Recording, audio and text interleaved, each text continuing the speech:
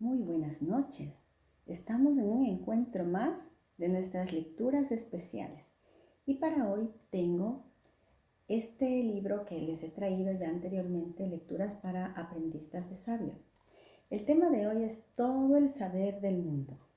Una lectura muy hermosa que nos va a hacer reconocer sobre el sentido de la sabiduría y de la vida. Se dice que en la antigua Persia vivía un joven rey de nombre Semir.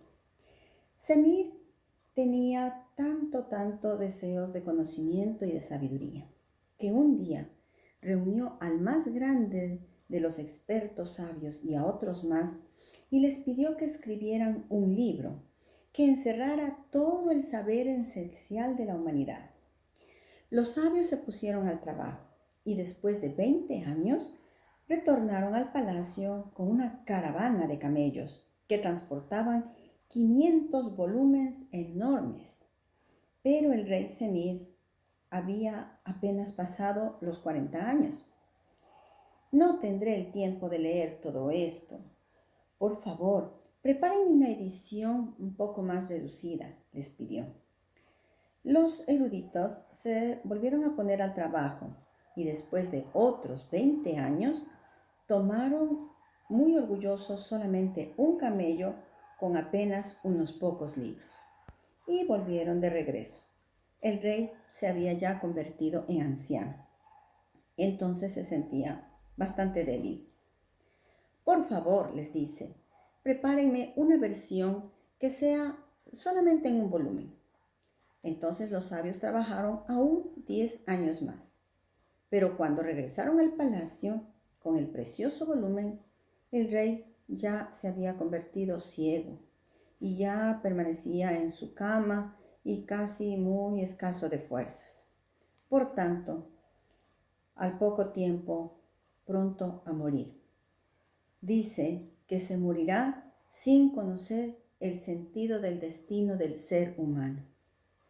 Entonces, el más anciano de estos expertos fue a su habitación y le preguntó: te resumiré en 3 palabras el destino del hombre. Nace, sufre y al final muere. En ese instante exacto, el rey expiró. Bien, de esta historia persa que hoy el libro hermoso nos trae y que nos deja muchas reflexiones, la pregunta es: ¿cuál es el sentido de la vida? ¿Para qué existe el ser humano en la tierra? Y pues realmente los grandes sabios, primero veo yo, la ciencia y el saber puede ser muy amplio y ampliarse y analizar y escribir tantos libros, pero la vida del hombre no alcanza la sabiduría y no alcanza el conocimiento general. Puede haber grandes bibliotecas, como todas las del mundo, y como el gran Internet, pero si el ser humano no alcanza por su corto tiempo, por su corto paso, por sus muchas actividades, abarcar este conocimiento, entonces, ¿qué sucede? Pide una síntesis. Nuestras lecturas deben ser de este modo. Tal vez no avanzamos a alcanzar todos los estudios del mundo, pero al menos lo específico, lo esencial, lo de nuestro mayor interés, las cortas historias, los libros más bellos, los clásicos, los importantes. Continuando con la reflexión, dice, el sentido de la vida se resume a estas 3 acciones tan pequeñas, ¿no? Nace, vamos agregando al ciclo vital de los seres vivos, crece, se dice reproduce porque dejamos nuestro legado, nuestros hijos, las cosas que hemos hecho, y como las plantas, los animales, muere. Pero el ser humano no muere. Esto es lo importante de distinguir. Si no tiene un sentido de trascendencia, sí, se va a la tumba y se convierte, igualmente se une a la tierra. Pero el ser humano no queda allí. Cuando tiene una espiritualidad, cuando tiene un sentido de trascendencia, cuando sabe que su vida ha cumplido una misión, cuando ha dado y ha recibido amor, cuando ha sido feliz, queda vivo y permanece en el corazón de todas las personas que lo han amado. Su nombre trasciende a otras cosas. Ahí tenemos a los grandes y gigantes de la historia que continúan a estar presentes en las vías, en las calles, en los nombres de iglesias, nombres de las ciudades.